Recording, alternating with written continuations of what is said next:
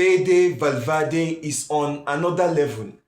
After his historic first half hat-trick to defeat Manchester City 3-0, the Real Madrid star has now been involved in 6 goals and 3 assists in his last few games. From clinical strikes against Real Sociedad and Celta Vigo to masterclass assists against Benfica, he is proving why he is one of the world's best midfielders.